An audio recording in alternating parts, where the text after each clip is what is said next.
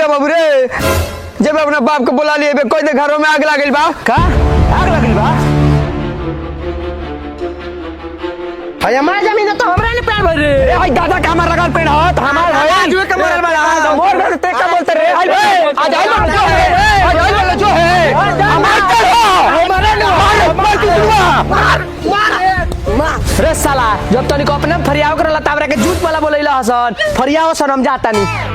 ए चाचा रुका ना फरिया के अब झगड़ा ना होई हां चाचा रुका ना अब झगड़ा ना होई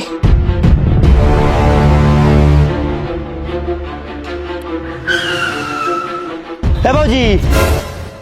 का रे अरे घरवा में घर के कोनो भी बात होखेला तो साइड में बोला के आराम से कहल जाला समाज में इज्जत बानू हमार ए का रे बोलत काहे नहीं खे ना समाज में बड़ो बतिया लो ए का बात हो बताओत काहे नहीं खे ना ना पहले तू बतिया लो तो बताओ तनी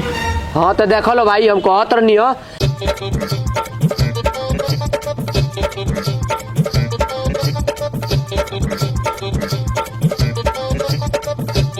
देखो लो झगड़ा झंझट कइला से कोनो फायदा बाना जाके पेड़ हो पेड़ ले ली जाके खेत हो खेत ले ली ठीक बा अब हम चलत तनी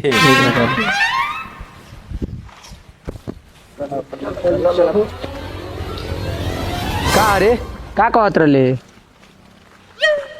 बोल बाबूजी घर में आग लग गइल बा आग लागल बा सब साला मार पिए के बात में तो भरल समाज में कहता आग लागल बा तो धीरे से कान में कहता चल साला